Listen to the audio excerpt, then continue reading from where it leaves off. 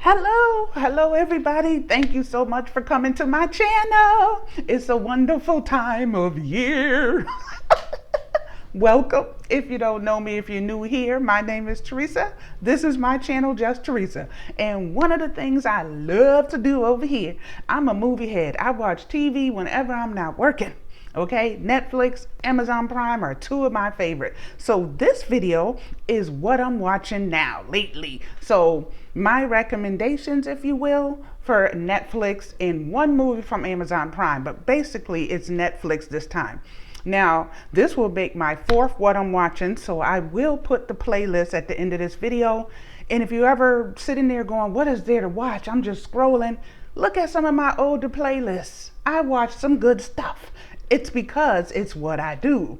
So I hope if you've never been here before, you become family with me. I would love to have you. Leave me comments, share this video out. Let's let people know what's popping on Netflix, okay?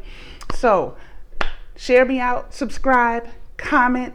I'm gonna jump right into this because I am so excited. Oh, I watched last night, so this wasn't even going to be on the list because I didn't even know it was out yet until I clicked into Netflix last night. And I watched it so I can find out if I want to put it on this list. I'm so glad I did. Now this is like my top 10, and there's no particular order. So it's not like I went, oh, this is number one, this is number two. No, it's just these are all shows that I found interesting. But this one I absolutely loved. I loved it. It is called, if you haven't seen it, it's on Netflix. I'm not going to give you too much of what happens because it's new and I don't want to spoil it. I got my notes. But this one is the 6888. Come on, Tyler Perry. It's another Tyler Perry production. He's the director. He got Kerry Washington as the main person in this show. So a little recap. Let me get my glasses. So a little bit about it is the 6888 are in the Army. They are the all women's division. They are, I think it's World War II or something like that. They're the only women's division to take on a task that was given to them in a time where racism was high. Racism was high. So they gave them a task of getting out this mail that's never been mailed out in, I think she said 10 months. So there was storage units full of mail. There was 10 million pieces of mail. So they gave it to them because they thought, let's give it to the black girls. They're not going to be able to ever do this. When you open a storage unit and it's full of mail and they give it to the only black women on the whole entire army, you know what I'm saying? It was crazy. They wanted it to be done in 6 months. They had to keep dealing with little bits of racism from their superiors, and Kerry Washington nailed it. Let me tell you, she nailed it. There was even a cameo in there of Oprah Winfrey. I was like, yes. I love this show. It is really good. It's a little bit of a tearjerker as well because there's some parts where it just was heartfelt. Every single person in this show nailed it. I just gotta say, they killed it. He had the best cast ever. So go and watch it. Watch how these women, they just got black woman empowerment. You are gonna thoroughly enjoy this no matter what your race is, but it makes women feel good, like we can do anything. And they accomplished their goal and they stood their ground and they didn't let the racism make them shrivel up. But there's a lot of little twist and turn. Go check it out. I loved it. All right, now, binge worthy. That is binge worthy. My second show that I watched was a show called Sister Feud. That's the one thing about me. I watch any kind of shows. It doesn't matter. I don't look for anything particular. It's just got to grab my attention. And I thought, well, this is different. And the thing about me is I watch shows from different countries as well. So this one is based out of Mexico. It's about two sisters who are enemies. Arch enemies. There's one sister that really hates her sister so bad because she said that her sister slept with her husband way back in the day. And she's been casting revenge on that sister ever since. I thought that was crazy. To see two sisters go at it like that is insane. It only has one season so far. It was like 15-20 episodes. It's based out of Mexico. And the evil sister is setting out to destroy the sister that cheated with her husband, and all kinds of stuff happened that you won't even believe, honey. It's deeper than just the cheating. You have got to go watch that if you ain't got nothing to watch. And then come back over to this video. Leave me a comment. Let me know what you think about all these shows. All right, boom. Let's go into number 3. Number 3 is Outer Banks. This is a series on Netflix. It just came out this year. It's about a bunch of teens who are, some are poor, some are rich, so they don't get along. There's a lot of fighting going on between the teens on this, almost like an island type place. But the beautiful thing and the bad thing about it is some of the rich teens and the poor teens did come together, and they started looking for one of them's father that was murdered. It turns into this treasure hunt. So many twists and turns in this daggone series. Definitely binge worthy. Definitely worth going to check it out. If you ain't got nothing to watch, check it out. Check it out. Outer Banks. I loved it. And number 4 was, I watched The Later Daters, honey. I love The Later Daters because this is all about women and men 50 and over who's getting back out there. So they either were divorced or they were never married, whatever, or they're widows, whatever their situation is. It is real good, and it's all races. There was white people, black people. It didn't matter. All daters in the later age. And the thing I found captivating about it is there's not usually dating shows geared towards older people. It's usually 20, 30, maybe 35, 40, but never 50 and over. There's people on this cast 50, 55, 56, 62, 70. Like, it's amazing. So there's some little crazy stuff going on in there. Like, one of the daters, his best friend is the woman he messed with in college. They got one kid together, and she's his best friend. So she's there through the whole process. Ladies, would that be okay with you? Because, baby, it don't look like she going nowhere. Go watch Later Daters. Come back here and let me know. Boom. Let's move on. Number 5, Rhythm and Flow. That's the hip hop show. This is season 2 with Lotto, Fat Joe, and Ludacris. Eminem made an appearance as well. I love Rhythm and Flow because these kids are so talented and they're from all over the place. They come together and they perform in front of big producers, big artists, people who made it, who's going to give them a contract in the end. So if you like hip hop and you like just straight, real, raw rap, then you need to go check this out. And when you go check it out, holla at Lotto and Ludacris and Fat Joe. Okay? All right. So that's Rhythm and Flow season 2. All right. This one is, oh, I love this one. That's right. This one is A Man on the Inside. Guess who is the lead person in this show? It is Ted Danson. Oh, I used to love Ted Danson. Now, this might be before a lot of y'all's time, but Ted Danson is from Cheers. If you watch Cheers back in the, I want to say 80s, like it was a long time ago, he was the man. But let me tell you something, I haven't seen Ted Danson a lot myself. If he was in movies, I probably missed it. But he's still so handsome with his gray hair. He's so handsome. And he shows up in this show called A Man on the Inside. And what this is he is a widow. His wife has been gone for a year.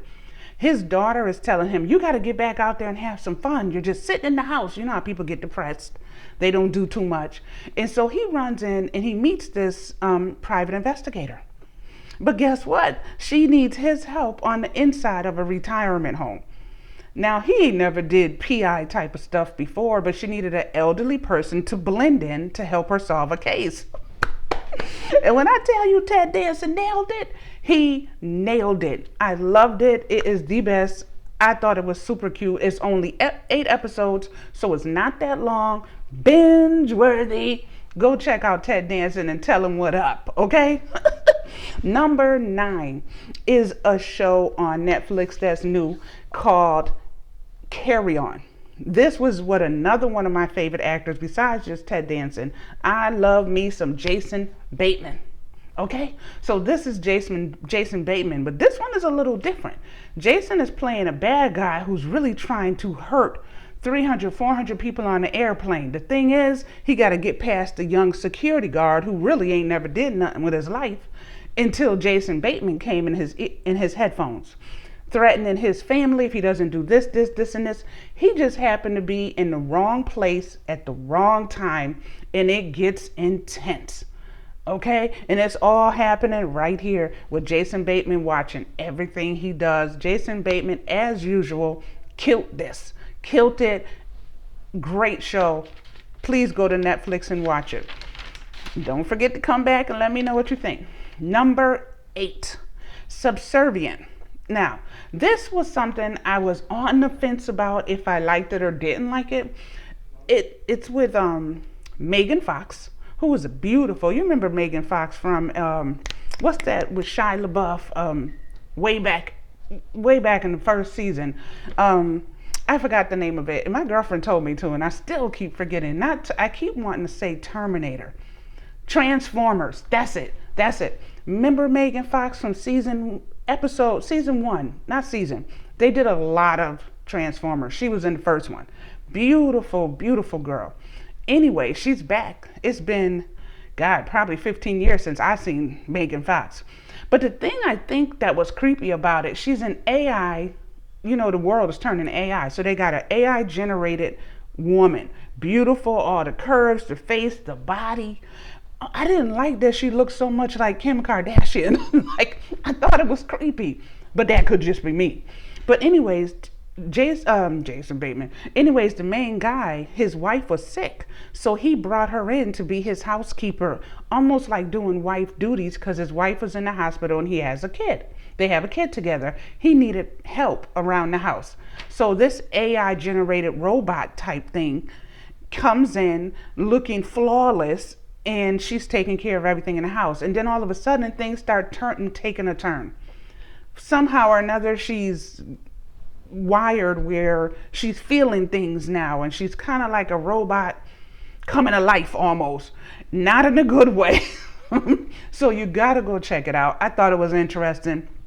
It just was hard for me to stop going, why does she look like Kim Kardashian? Why doesn't she look like Megan Fox? You know, I couldn't get past that. But once I did, it was a great show.